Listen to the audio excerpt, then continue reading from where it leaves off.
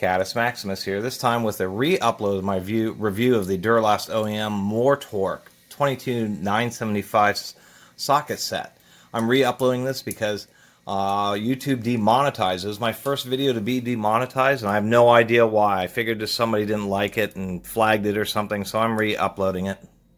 It said its automated systems flagged it, but I can't see why. I have hundreds of videos up.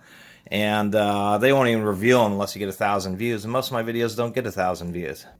So I'm re-uploading this review. It's pretty arbitrary and capricious. Anyway, these are the Duralast OEM MorTorq socket set.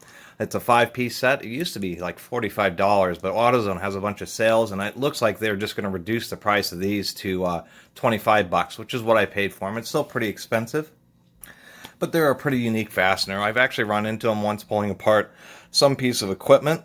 They're used in like aircraft and, some other high, proprietary electronics, for like cell phone towers, that kind of stuff. They are interesting because they are cruciform, but they have like a flat side. Let me pull this socket off here.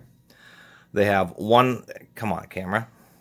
There we go. We have one flat side and then a curved side. So the flat side's in the clockwise direction, and they're also straight walled, so they don't want to cam out.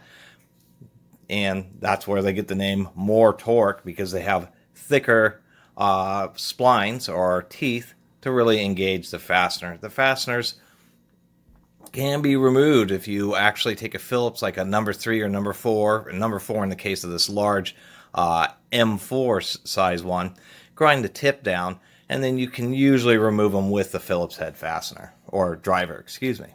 These are actually OEM brand, but they're in Duralast packaging, so that's why I'm titling it Duralast OEM. It's 5 sequential sizes, M0 through M4. Now these sockets are okay, but they're not, if we can get the camera to focus, they're not fluted in the back, but they're reasonable quality chrome. They are like bit drivers that are inserted into the sockets.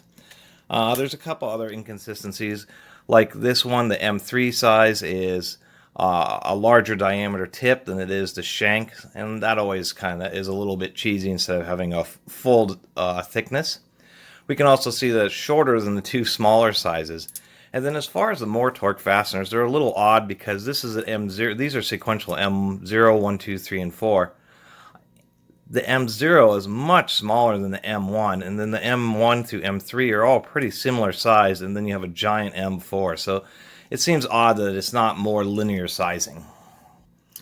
These do come on the nicer aluminum socket rail, and I really do appreciate these socket rails. They really are nice and rigid, and you can actually take these clips and mount them. You can do this interleave where you can mount clips on both sides of the socket rail, and I think that's pretty cool.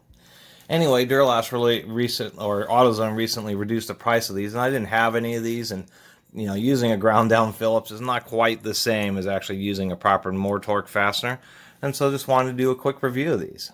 In this case, a re-review, and hopefully YouTube doesn't demonetize it this time. I don't make very much off of YouTube, and I do videos every day, so it's always disappointing. It's real disappointing for that to have happened, so that's why I'm redoing the review.